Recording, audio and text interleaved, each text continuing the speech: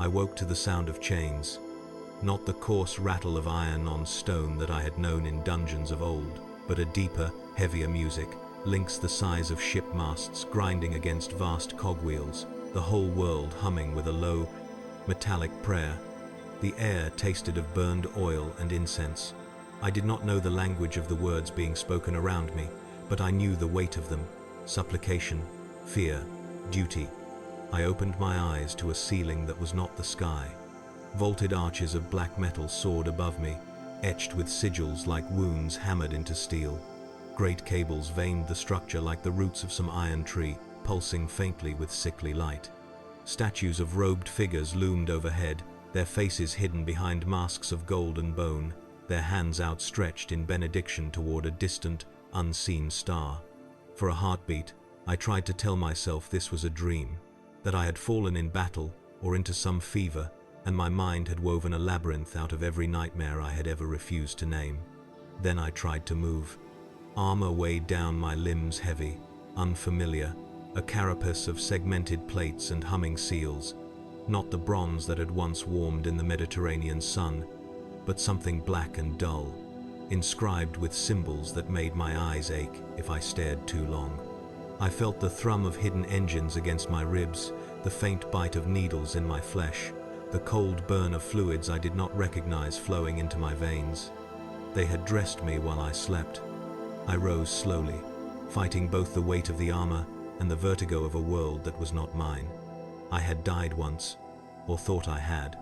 I remembered the flash of a serpent's gaze turned to stone in my hand, the scream of a monster as my blade found its neck. I remembered triumphs sung in firelight, the taste of victory, the warmth of mortal blood and mortal wine. This was not Olympus. This was not Greece. This was not any realm the poets had promised us. A figure stepped into view, his silhouette framed by an immense stained glass window, light knifed through the colored panes, painting the chamber in bruised reds and corpse blues. His armor was different from mine, bulkier, studded with purity seals and fragments of parchment, each strip covered in dense script. A hooded robe spilled over his pauldrons like a funeral shroud. His eyes, when I met them, were the eyes of a man who had seen worlds burn and called it by its proper name: necessary. "You are awake," he said, in a tongue I should not have understood, and yet I did. The words arrived in my mind as if carved there. Good. The Mechanicus has not failed us. Where am I? My voice echoed strangely inside the helm, resonant, deeper, as if something else spoke with me. He regarded me for a moment, as if deciding how much of the truth would serve. "Aboard a battle barge of the Imperium of Man," he replied. "Far from your cradle, far from your myths, far from the age you knew." Imperium. The word carried a flavor of Rome, of empire, of iron and conquest stretched thin over the world. But this was not Rome. What I felt here made Rome seem like a child's first fort built from driftwood and mud. "You were taken," he continued, "from the currents of your own legend, plucked from the dying embers of one age and grafted into another.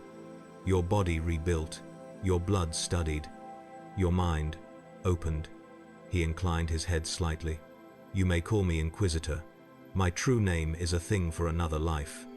I tried to step toward him and nearly staggered. The deck beneath my feet vibrated with distant engines, a constant tremor like the heartbeat of some colossal beast.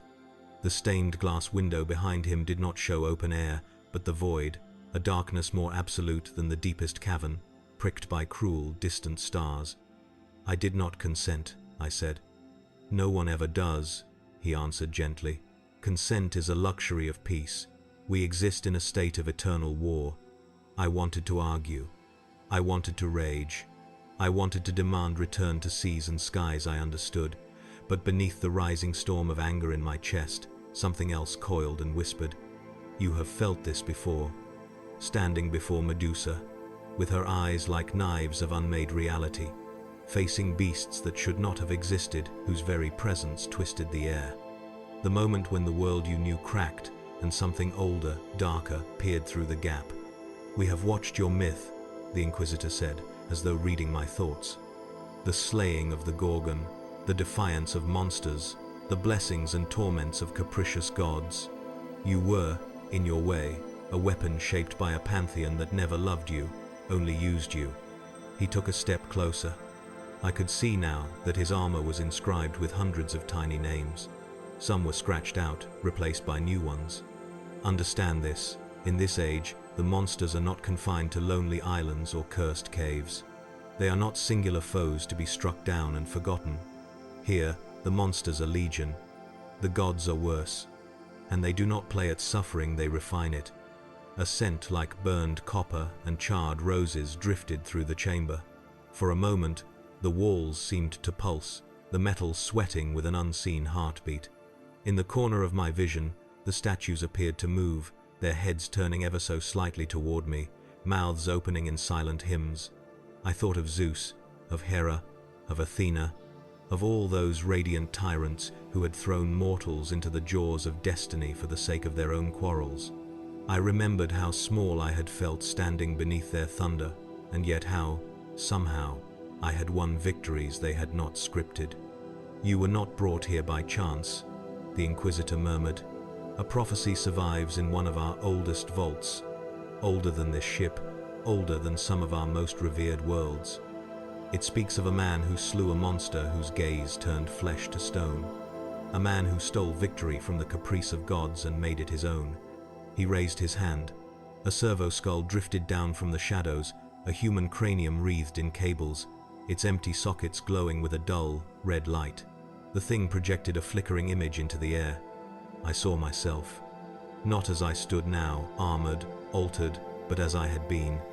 Sandaled feet on shattered rock, sword raised, the severed head of Medusa dangling from my hand. Her hair of serpent still writhed, her eyes closed, her blood soaking the ground. Beneath that image, lines of alien script scrolled like chains. I could not read them, yet I felt the meaning settle into me like a nail driven through wood.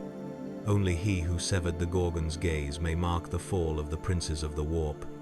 "The princes," I repeated quietly. "Daemon Princes," he said. "Once mortal, now ascending horrors. Champions of powers that make your old gods look small and petty. They are the generals of the enemy you were born to face, though your age never lived to name it properly." He let the image die. The servo skull clicked and retreated into the heights. "You will hunt them," the Inquisitor said. No plea, no pretense, only the declarative weight of a sentence already carved into stone. Not beasts of flesh and bone alone, but living manifestations of the warp of madness, sin, excess, rage, decay, and change. Their very presence corrupts reality. Their whispers rot the soul. I thought of the sea, of the sound of waves against the hull of a simple wooden ship, of laughter in mortal throats, of fears that could be named and faced. All of it felt impossibly distant, like a story half remembered from childhood. "What if I refuse?" I asked, though I already knew. He smiled sadly. "You cannot. You have already been given to this task, your body remade for it, your blood tuned to it, your name woven into litanies you have not yet heard. Even if you were to throw yourself into the void, the echoes of you would still be bound to our cause."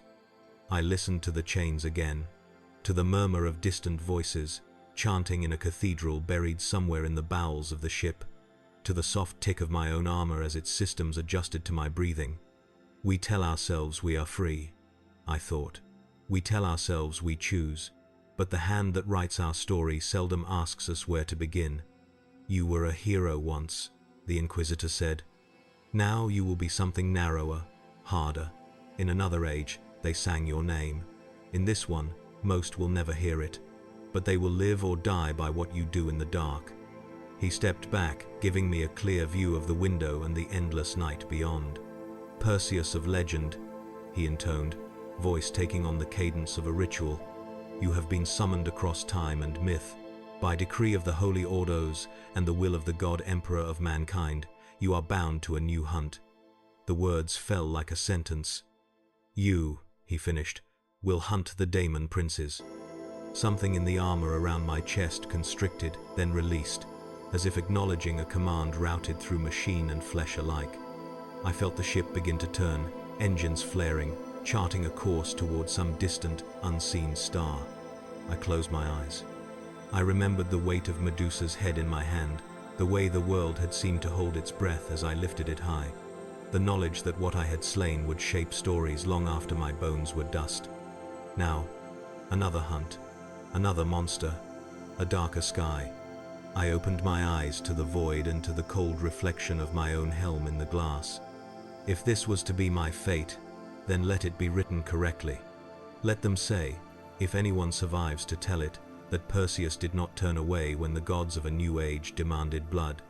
The corridors stretched endlessly, not in the manner of mortal architecture, where stones simply repeat until a wall stops them, but in a way that felt fundamentally unnatural, each hallway identical to the last in a pattern too precise, too absolute, like the interior of a vast machine dreaming of symmetry. Pipes hummed behind the walls. Servo lights flickered in arrhythmic pulses. Every breath I drew tasted of rust, incense, and metal ground to dust beneath the weight of centuries. I followed the Inquisitor through the gloom. He walked with the ease of a man who had memorized every twist of this leviathan long before I had been reborn into it. His robe dragged across steel plates, stirring the dust of long-dead pilgrims. His armor whispered prayers with each step. Behind us, the chamber where I had awakened sealed itself with a hiss, another door, locking a chapter of my life behind metal and secrets. "You must understand the nature of this ship," the Inquisitor said without turning. "It is not merely a vessel, it is a cathedral of war, a monastery, a tomb. It carries weapons strong enough to carve continents apart, and relics old enough to rewrite a soul." I felt the vibrations again, deep, thundering, as if some colossal heart pumped through the spine of the ship. "It feels alive," I murmured. "It is alive," he replied. "In its own way, built by hands long dead, maintained by servants half machine, half faith. It remembers every battle it has survived, and it expects you to survive the next." We passed through a towering archway carved with 1,000 names, each etched into metal that had clearly been reforged countless times. Beneath the arch, a flock of servo skulls drifted past, their dull red eyes flickering. Some carried parchment and tools, others bore weapons. One of them paused mid-flight to inspect me. A shriveled human skull, polished smooth, cables burrowed into the bone like roots.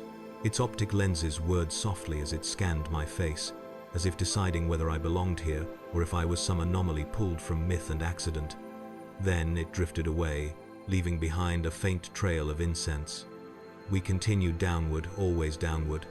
The deeper we went, the more oppressive the air became. My armor tightened against my ribs, as though sensing the ship's changes. Seals hissed. Vents opened and closed. The metal under my feet seemed to shift subtly, adjusting pressure, compensating for some invisible strain. "You adapt quickly," the Inquisitor noted. "I have fought beasts," I replied. "Battled under skies torn by gods, faced things no mortal should look upon." He glanced back at me. "And yet nothing you encountered prepared you for warp." We stopped at a great bulkhead marked by a sigil like a sunburst broken into jagged shards. Lines of script radiated from its center like fractures. "This is the threshold," the Inquisitor said. "Beyond this door lies the beginning of your purpose." The door opened slowly, revealing a chamber so vast it might have been carved out of a mountain. The ceiling was lost in darkness. Lanterns burned in long rows, stretching down a straight corridor that seemed impossibly long. Rows of soldiers knelt in prayer, Astra Militarum regiments clad in battered armor, their weapons glowing faintly as priests moved through the ranks, smearing sacred oils on gun barrels and whispering blessings. Some of the soldiers looked scarcely older than boys. Others bore scars that looked older than the hall itself. All bowed their heads. They did not look up as we passed, but I could feel their fear pressing against my armor like heat. "You see them," the Inquisitor said softly. "Every one of them knows they march toward death, not a glorious death, not a heroic one, just inevitable. They will throw their bodies into the dark so that you may pass through it." He gestured to the kneeling regiments. "This is the reality of the Imperium: sacrifice without end, hope without reward, faith without guarantee. And now you carry a portion of that burden." "What burden?" I asked. He turned fully toward me then, and for the first time, I saw the full weight of the centuries carved into the lines of his face. "That your existence," he said, "may be the only chance we have to wound the warp." He moved on before I could ask more. We entered a second chamber, a forge made of shrines and machinery. Tech priests of the Adeptus Mechanicus scuttled along the catwalks overhead, their bodies little more than skeletal frames wrapped in cables, their faces concealed behind metal masks carved with symbols of the Omnissiah. Their arms ended in tools, saws, injectors, data spikes, welding claws. The air was thick with incense and ozone. One of the tech priests descended from above, suspended by a harness of cables. Its voice crackled like a dying fire. Subject: Perseus. Biological signatures stabilized. Armor systems synchronizing. Emotional patterns. Rising aggression. "I am not your subject," I growled.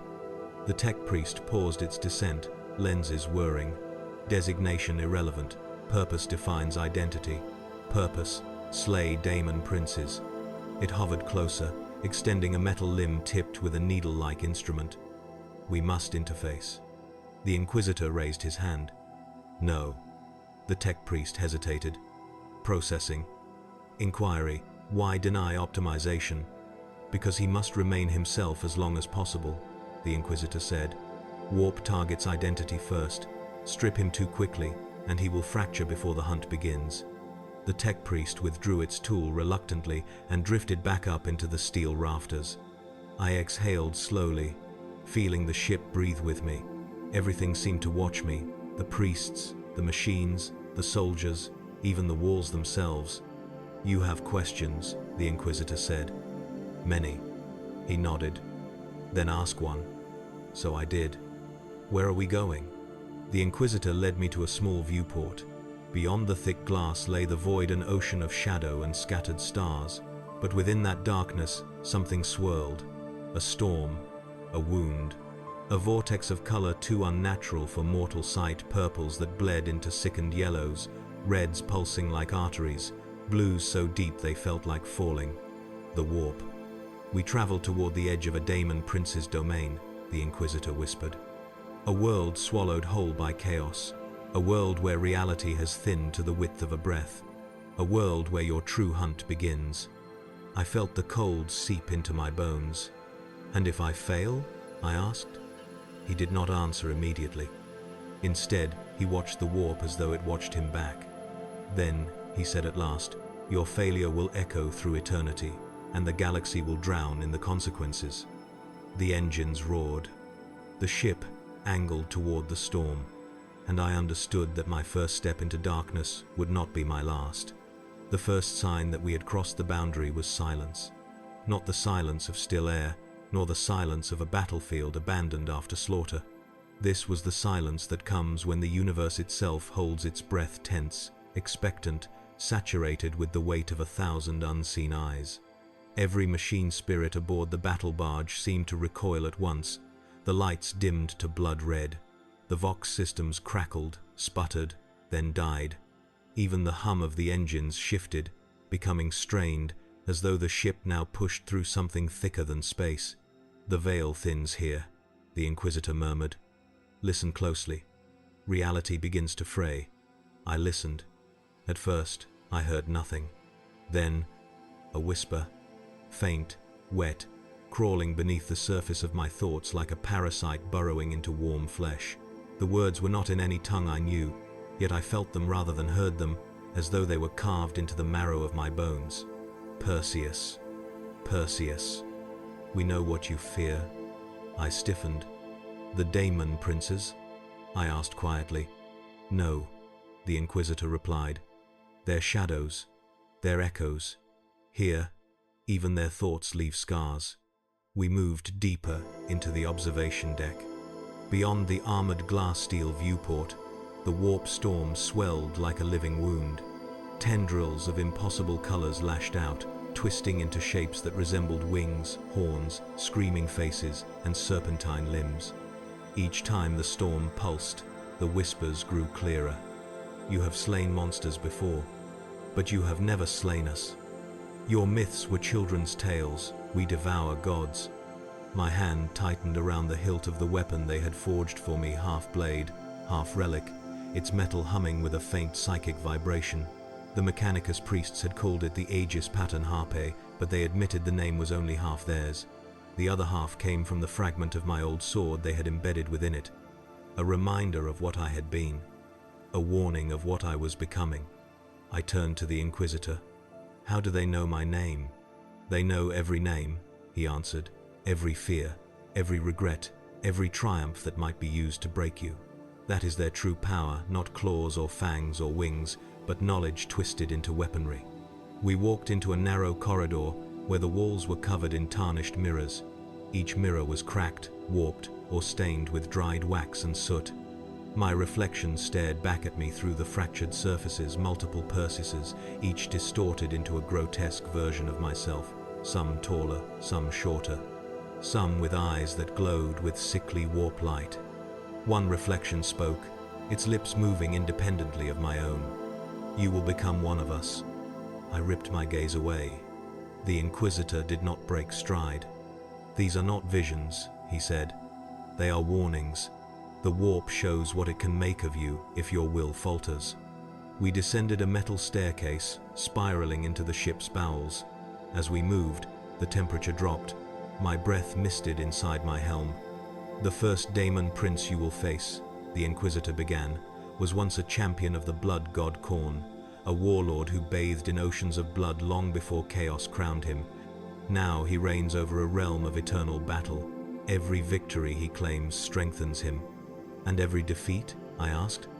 "Such beings do not understand defeat," he said darkly. "They simply reshape it." The stairwell ended in a cathedral-like chamber. A massive hololithic projector flickered to life, displaying the image of the target world, a broken planet shrouded in crimson storms and mountains of corpses.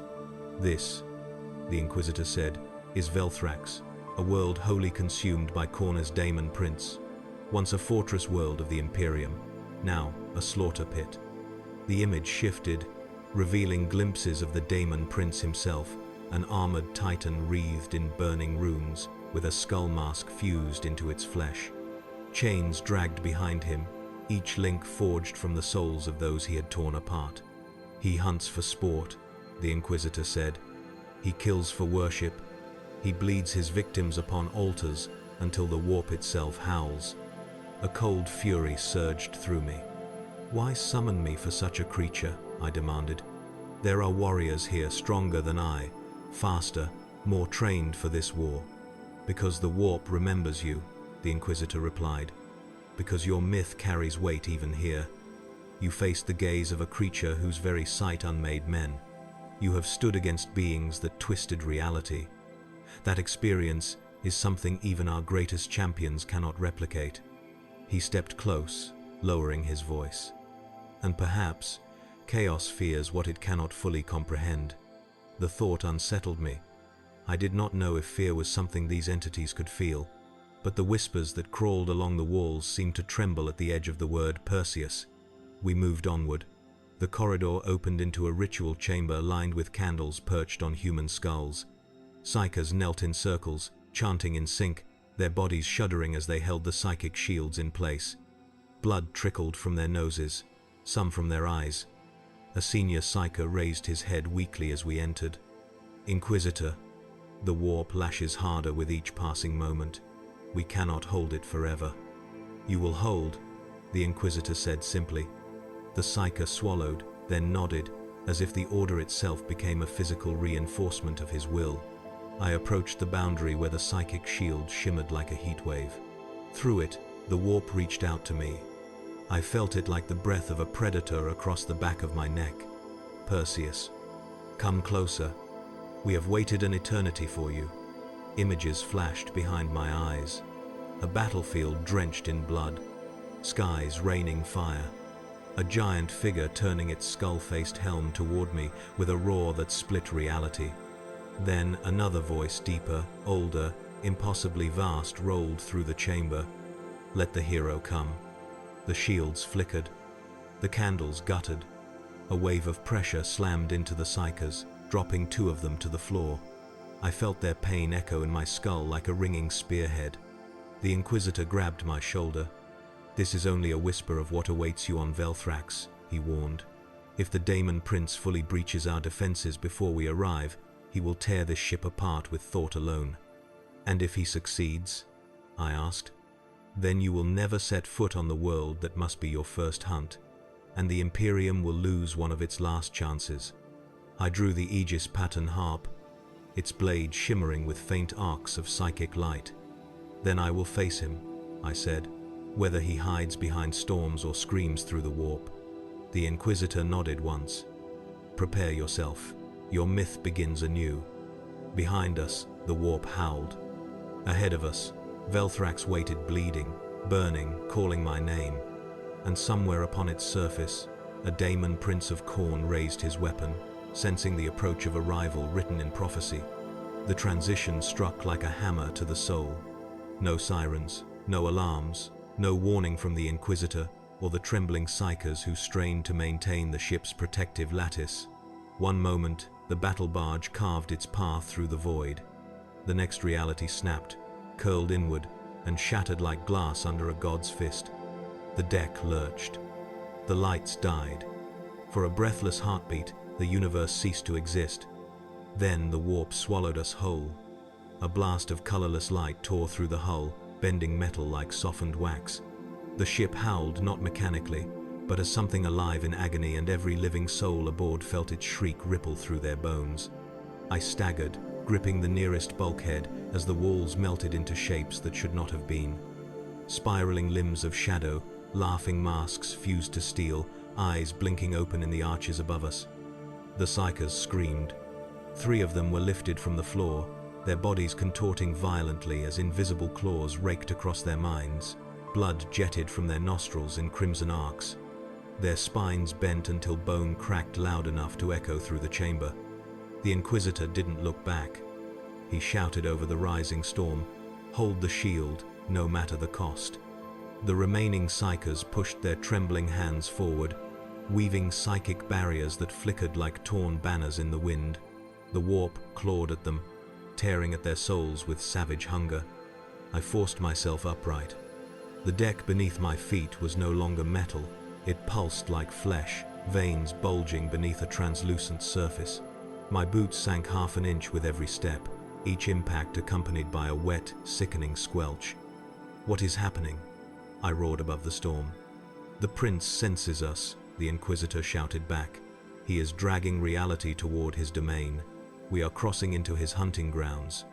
A monstrous boom reverberated throughout the ship like a giant fist striking a cathedral bell. The vibrations traveled through my armor, rattling every bone. The hololithic viewport flickered violently. The swirling warp storm outside had opened into a colossal rift. Through it, I saw visions that burned my mind. Rivers of blood cascading upward into vortexes shaped like screaming faces. Towers built from skulls stacked to heaven. Oceans that boiled with leviathans made from sinew and molten iron.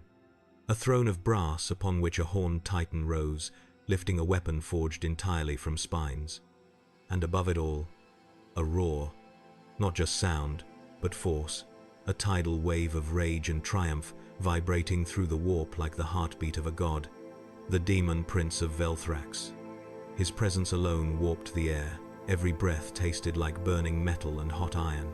His shadow eclipsed stars, though he was not physically present, only his intent, projected across dimensions. The Inquisitor shoved a device into my hands, a circular sigil etched with runes that writhed like living worms. "Place this on your armor now," he commanded. I pressed it to my chest plate.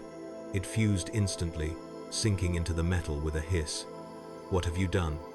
"Bound your soul tighter," he said. "Without it, the Prince will tear it from you before we land." The deck convulsed, rising in twisted ridges. I nearly fell as a wave of psychic force slammed into us, throwing soldiers and tech priests against the walls. Sparks and blood mingled in the air. The warp whispered again, stronger this time, clearer, like claws dragging across the inside of my skull. "Perseus, why do you run toward death? Why do you chase gods who cannot die? Do you still believe your legend protects you?" The voice was deep, guttural, layered with hatred and dark amusement. We will unmake you. Slowly, beautifully, eternally. I felt a spike of pressure at the base of my skull, an attempt to pry open my mind like a rotten fruit. I clenched my teeth, forcing the invader out with sheer will. "Keep moving," the Inquisitor shouted. But the ship no longer obeyed mortal logic. The corridor twisted like a serpent, elongating, spinning, swallowing itself. Steps led upward, but dropped sideways halfway through. Doors opened into the same corridor we had just crossed. Rooms bled into one another, their boundaries dissolving. "Is this real?" I growled. "Yes," the Inquisitor answered. "And no." He pulled a relic from his belt, an iron staff topped with a burning seal. Its light pierced the warp's distortions, carving a narrow path forward. "Stay within the sigil's light," he warned. I stepped closer, and the chaos around us receded just enough to move. We pushed through the storm, fighting the madness that clawed at our minds. A soldier ahead of us screamed and dropped his weapon. His eyes rolled back as he began slashing at his own throat, chanting the name of something in a language no human should know. A tech priest's mechanical limbs twisted backward, contorting her into a grotesque marionette before she burst into flames without heat. A scout stumbled into the corridor, flesh melting from his body like wax. His final breath formed a single word: "Run." But there was no running, only forward. Always forward. The Inquisitor slammed his staff into the floor. The impact created a shockwave of golden light that forced the warp back for a moment. The corridor stabilized. "We breached the storm in 60 seconds, he yelled. "Brace yourself." The lights crashed again. The hull ripped open, not physically, but through layers of perception as the prince's shadow loomed over us. A colossal shape formed in the storm. Horns, burning eyes, wings of torn brass. He raised his weapon, a chain axe the size of a fortress wall. The moment it moved, every soul aboard the ship screamed. "He's trying to manifest fully." A psyker shrieked, blood streaming from his ears. He's. His skull imploded before he could finish. I gripped the Aegis Harpe. If the prince broke through, he would slaughter us all before I ever reached the planet. I shouted over the roar of the storm. "What do I do?" The Inquisitor's reply was a command carved from steel. "Do nothing. Hold the line. We must endure until real space takes us." The warp surged, wrapping around the ship like a serpent constricting its prey. Darkness collapsed into a single point. Then, a burst of white. An explosion without sound. A crack like a god's whip splitting the sky. We were thrown forward as the battle barge tore itself out of the warp and into real space, engines screaming. The warp storm vanished. Silence returned. But this silence was different. Heavier. As if the prince's gaze still lingered. The Inquisitor collapsed to one knee, breathing hard. "We made it," he whispered. "Emperor be praised." I rose slowly, armor dripping warp residue that evaporated into wisps of smoke. Outside the viewport, the planet Velthrax loomed scarred, bleeding, burning. A world devoured. A graveyard for millions. A hunting ground for a Daemon Prince. And now, my battlefield. The Inquisitor turned to me, eyes grim. "Perseus," he said, "your hunt begins the moment we make landfall." The storm had not broken me, but the true terror waited below, and the Daemon Prince knew I was coming. The dropship shuddered as it pierced the ash-thick skies of Velthrax. Flames licked the hull from the outside. The sound of tortured metal resonated throughout the cabin, as though the planet itself screamed in protest at our arrival. The other soldiers, those few the Inquisitor had deemed capable of surviving the descent, clutched their weapons with white knuckles. One man whispered a prayer under his breath. Another simply stared blankly, as if he had already accepted death as fact. The pilot's voice crackled through the vox, distorted by static and warp taint. Approaching surface. Atmospheric stability, non-existent. Wind shear critical. Impact probability high. The Inquisitor replied calmly, "Land us, or die trying." The cabin fell silent. I tightened my grip on the Aegis Harpe. The blade pulsed faintly, reacting to the presence of the world below. Velthrax bled rage. I felt the anger of countless fallen warriors vibrating in the air like a fever. The dropship bucked violently. The floor tilted sideways, throwing soldiers into the walls. Several slammed into bulkheads with bone-crunching force. The Inquisitor braced himself, gripping a steel chain suspended from the ceiling. "This world," he said through clenched teeth, "exists in perpetual slaughter. Every inch of soil has been soaked in blood. Every stone remembers war." Another shudder rippled through the craft. "We must reach the surface before the Daemon Prince senses your presence fully," he continued. "Once he feels your soul clearly enough, he will come for you personally." "And that's a problem?" I asked. His gaze hardened. "You cannot kill him within the warp's dominion. You must weaken him in the physical realm first. Only then does the hunt become possible." A sharp explosion rocked the ship.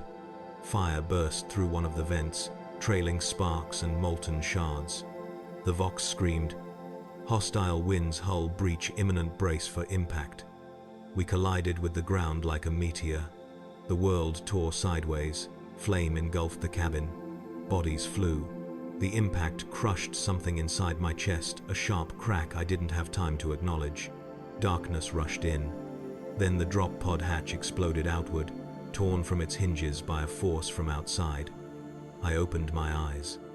Ash rained from a sky split by lightning the color of fresh blood. The ground writhed like an open wound. Rivers of gore flowed between jagged rocks, and in the distance, enormous brass structures rose like twisted temples. Velthrax, a world forged from violence. A world ruled by the prince I had been summoned to slay. I pushed myself up from a pool of steaming blood, someone else's, not mine, and scanned the immediate field. The dropship was a shattered carcass. Only a handful of soldiers remained conscious. The rest lay broken or scattered across the battlefield. Some were dragged away by clawed hands that vanished into the crimson mist. The Inquisitor limped toward me, coughing blood, one arm hanging uselessly. "On your feet," he commanded hoarsely. "This world will not wait for you to recover." I pulled him upright. Behind us, the storm clouds churned, and thunder took the shape of a monstrous laugh. The Inquisitor pointed toward the horizon. "That path leads to the fortress where the prince's influence is strongest. His throne lies deep within. If we strike there, if we wound him at the core, we may cut his bond to this world long enough for you to kill him." A deafening roar cut through the air. A giant shadow swept across the ground, a winged creature of burning brass and torn flesh. Its talons gouged the earth as it landed, wings beating storms into existence. A bloodthirster. Not the prince, but his herald. Its eyes glowed with volcanic fury. Chains of skulls wrapped around its body. Every breath it exhaled carried the stench of slaughter and fire. It towered above me, a living avatar of Khorne's will. When it spoke, its voice was an earthquake. The hunter of myth has come. It's more twisted. Perseus, the Godslayer who thinks to hunt a prince. The Inquisitor staggered back. "You cannot fight that alone." "I'm not alone," I answered, raising the harpe. The bloodthirster charged. The ground fractured under its weight. The soldiers opened fire in a desperate barrage, but their bullets melted before reaching the demon's hide. The creature swung its colossal axe, a weapon forged from melted spines and cracked skulls. I threw myself aside. The axe carved a canyon into the ground where I had stood a heartbeat before. Heat burned across my face. My armor hissed in protest. I rolled onto my feet and slashed upward. The harpe's psychic edge met demonic flesh with a shriek of tearing reality. The bloodthirster recoiled, ichor spraying into the air in a crimson arc. It growled, a sound thick with outrage. "A toy blade will not save you, mortal." The demon lunged. Its wings spread wide, casting a shadow like a falling star. Its chains whipped through the air, each impact splitting stone and crushing armored bodies. The Inquisitor shouted through the chaos. "Perseus, remember his rage is his weakness. Draw it out." I stepped forward. "Then let him rage." The bloodthirster roared and brought its axe down. I met it with the harpe. The clash unleashed a shockwave that hammered the battlefield. Skulls shattered. Bodies were thrown like rag dolls. The ground sank beneath us. The demon pushed with monstrous strength, its blade inches from severing me in two. My armor groaned. My muscles screamed. I felt the weight of a world pressing down on me. With a final surge, I twisted aside, and the bloodthirster stumbled forward. I leaped. I struck. The harp cut across its throat, sending burning blood, spraying like molten metal. The demon roared in fury and pain, staggering back. Its wings beat frantically, trying to regain balance. It swung its chains blindly, crushing a soldier who dared to get too close. I raised my weapon again. "This is my hunt," I whispered. Before I could strike, the air trembled. A voice far deeper, far older, far more terrible rolled across the sky. Enough. The battlefield froze. Even the bloodthirster halted, eyes wide with sudden fear. Lightning tore open the sky, and through that rift, a colossal silhouette stepped onto the world, taller than the mountains, crowned in brass horns, wielding a weapon forged from damned souls. The Daemon Prince. He looked directly at me. His voice was the sound of war incarnate. "Come, Perseus. Let us see if your legend can bleed." The bloodthirster bowed and retreated. The ground cracked beneath the prince's steps. The Inquisitor whispered, trembling, "Not yet. You cannot face him yet." But the prince lifted his blade, pointing it at me, and I felt his intent like a spear through the soul. The hunt had truly begun, and the hunter was no longer certain who hunted whom. The Daemon Prince's presence warped the world around him. The air thickened into a choking miasma of rage. The sky tore open like shredded flesh, bleeding streams of crimson light. Stones cracked, rivers boiled. Even the bloodthirster, once roaring with pride, bowed its horned head in reverence and fear. I felt my lungs tighten inside the armor. Each breath tasted of blood and rust, as though the planet itself tried to suffocate me. My pulse hammered in my ears with such force that for a moment I heard nothing else. Then, Perseus. My name, spoken not with malice, but with hunger. The Daemon Prince stepped closer, his colossal form displacing the world as naturally as a wave carves the shore. His towering frame was forged from molten brass and hardened sinew. Runic scars glowed on his chest like open wounds. The skull of a fallen demigod hung from his belt, fused to iron chains. He lowered his head until his burning eyes met mine. "You have slain monsters," he whispered, voice deep as thunder. "You have slain gods." He leaned closer, talons scraping the earth. "But you have not slain me." I did not retreat. I could not. The Inquisitor's words echoed behind my ribs like hammer strikes. "Your entire existence has been reforged into this purpose. There is no turning back." The prince's shadow engulfed me fully. "Your soul," he said, "has a taste I have not felt in an age. Myth, triumph, destiny." His laughter cracked the sky. "I will savor every moment when I crush it." The Inquisitor stumbled forward, blood running from his mouth. "Perseus, listen, this creature cannot be killed by force alone. You must weaken his anchor.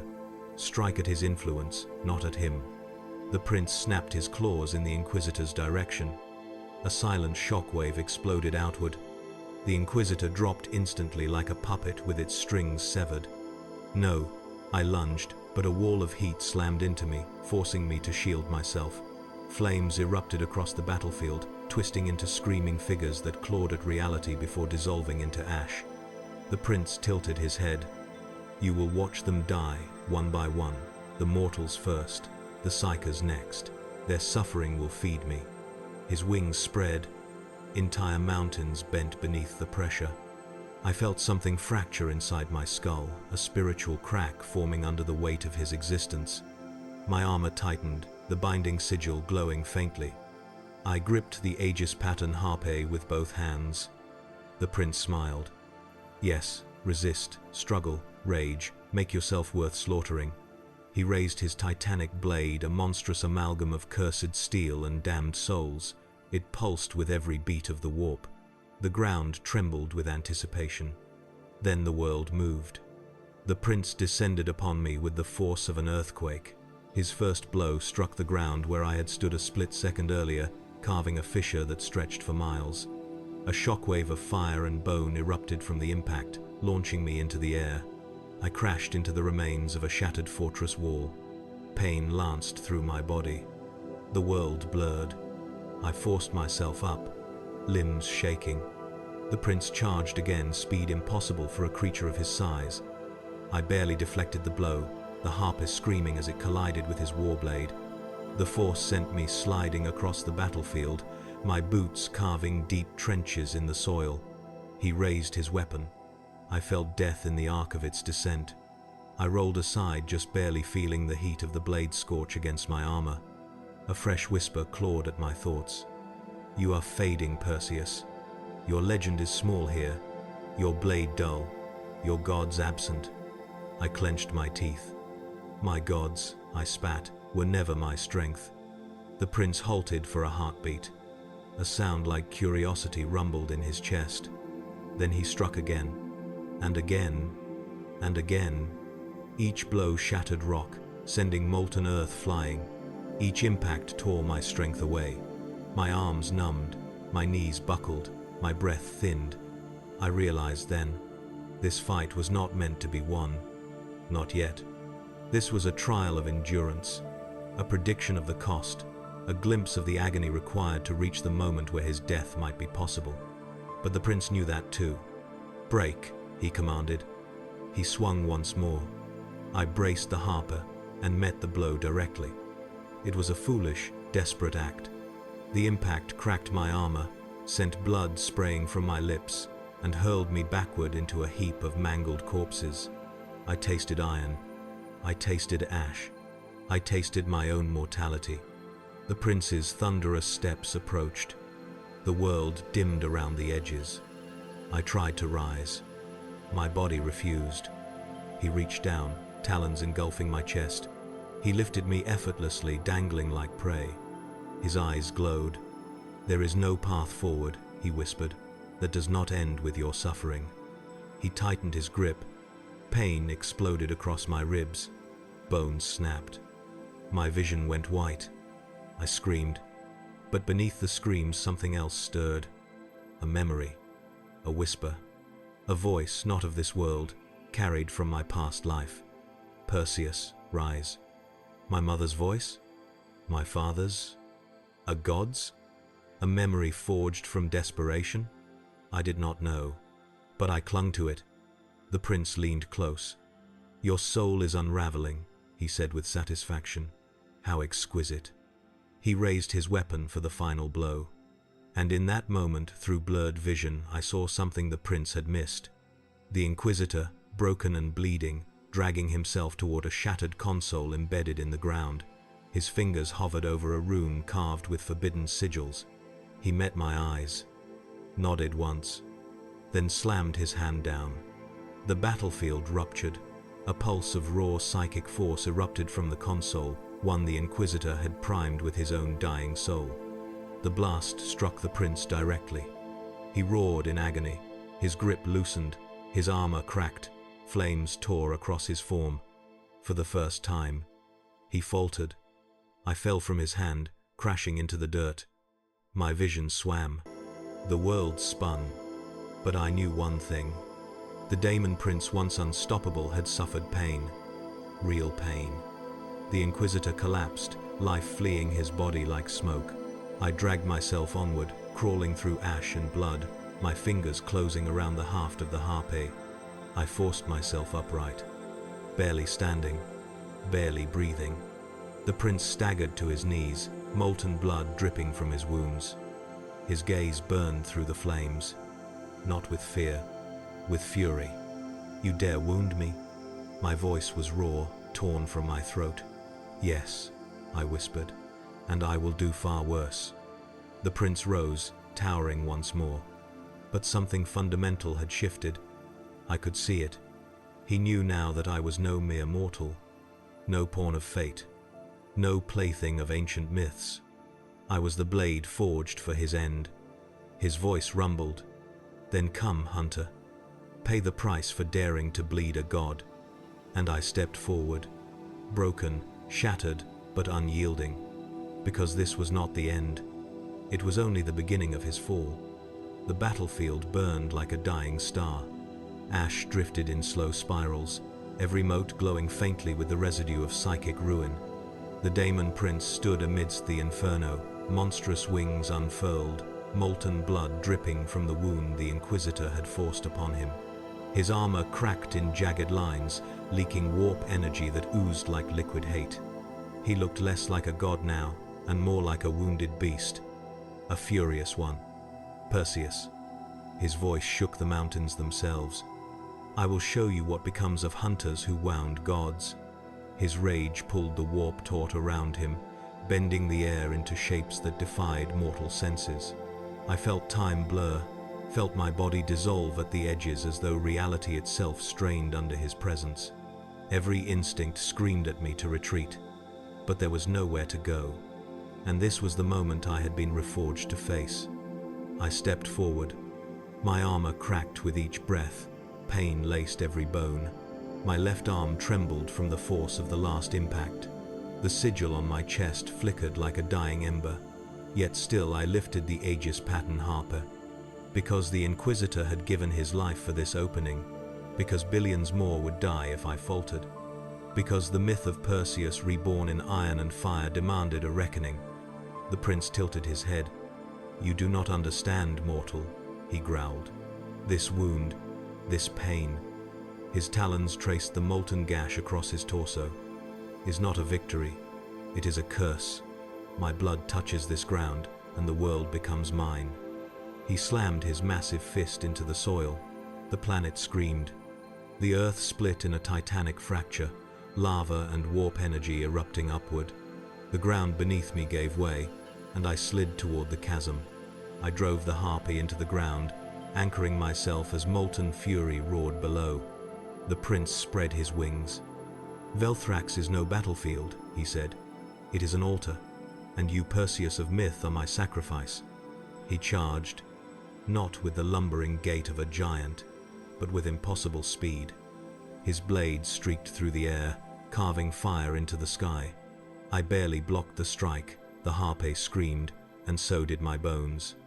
The impact hurled me across the shattered field and into a mound of skulls the size of a fortress.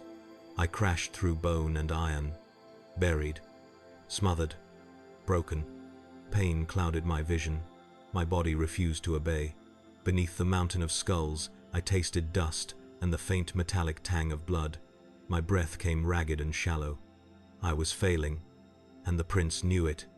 His voice thundered across the battlefield. Rise, hero. I could see him through gaps in the skulls, towering in the flames, searching, savoring my weakness. Rise, if your myth will let you. For a moment, I closed my eyes. Not in surrender, in remembrance. I saw the Gorgon's reflection. I saw storms I had survived. I saw gods who had doubted me, men who had honored me, monsters who had fallen at my feet. And then, I saw the Inquisitor, broken, bloody, crawling, sacrificing everything so I could live one more heartbeat. My fingers twitched. The harp pulsed. My body screamed in protest as I pulled myself free from the bone mound. Each step was agony incarnate, but I rose slowly, painfully, until I stood once more against the crimson storm. The prince saw. He laughed a roar of disbelief and fury. You do not learn, Perseus. He swung his blade. I dodged. Barely. The weapon cleaved a mountain behind me in half. Stone vaporized, fire bloomed. I sprinted across the broken ground, weaving through the ruin, each breath a desperate grasp at life. The prince followed, relentless, his every step shattering the earth. Then, I understood. This was not a battle of strength, nor speed, nor even will. This was a hunt, and I was the hunter. I let him chase me. Through the ruin, through the blood-soaked ravines, past the screaming rivers of molten flesh, every step pulling him farther from his anchor point. The throne of brass that fed him, grounded him, empowered him. Each moment weakened him. Each heartbeat fractured his connection to this world. He realized too late. His voice shook the sky. What are you doing? I turned. The harpe glowed with the light of a dying star. I am ending your story, I said. I charged. He met me with a bellow of wrath, swinging his colossal blade down. The world split around the impact. I leaped, climbing the collapsing terrain like a beast possessed. The harpe sang through the air. I struck his wrist. The prince howled. His warblade fell crashing into the chasm and vanishing in a torrent of fire. I didn't stop. I leaped again, grabbing one of the chains that wrapped his torso. The metal burned my palms through the armor, but I climbed, each pull tearing skin from bone. He flailed, roaring in madness. Get off me, mortal. He slammed his body into the cliffs, trying to crush me. I leaped to his shoulder. His hand swept toward me like a falling star. I drove the harpe into the side of his neck. The blade sank deep, deeper than before, its psychic edge carving through layers of warp-forged flesh. Energy erupted, white-hot and blinding. The prince shrieked, not in pain, in fear. His hands clawed at his throat, trying to tear the weapon free. But the harpe's edge had hooked into something deeper, something no demon could afford to lose. His anchor, his tether to reality, his soul chain. I twisted the blade. The prince's roar tore the storm apart. Reality buckled. His wings convulsed. His form flickered like a dying flame. No, no, no. His voice fractured. You cannot unmake me. Hero, you are not a god. I don't need to be, I whispered. I drove the harpe downward, through bone, through sinew, through the twisted essence of his existence. The prince's body convulsed violently. The sky tore open. The ground collapsed. Warp fire erupted from his wounds. He fell to his knees. Perseus. His voice was smaller now. What are you? I answered with the truth that had carried me across worlds. A man. I ripped the harpe free. The Daemon Prince screamed. His form dissolved first into flames, then into ash, then finally into nothing at all. The wind carried the last of him away. Silence returned. Not peace, not comfort, just the hollow quiet left behind when a god dies. I collapsed to the ground, every muscle trembling. My armor cracked open. Blood seeped from torn wounds. My vision darkened, but something held me upright. A presence, soft, ancient, familiar, a whisper in the wind. Well done, child. I did not know if it was memory, or ghost, or God, or something deeper, but I smiled through the blood. Velthrax trembled one last time. Then, the storm began to break. Above me, the clouds parted, revealing a sky no longer painted with fire and slaughter, a sky waiting for dawn. I rose, leaning on the harp. My legend was not over. The hunt was not done. The warp held many princes, many horrors, many altars built from suffering, and somewhere in the darkness, they whispered my name. Perseus, hunter of daemons, breaker of princes, myth reborn in blood, and the galaxy trembled, for I had only just begun.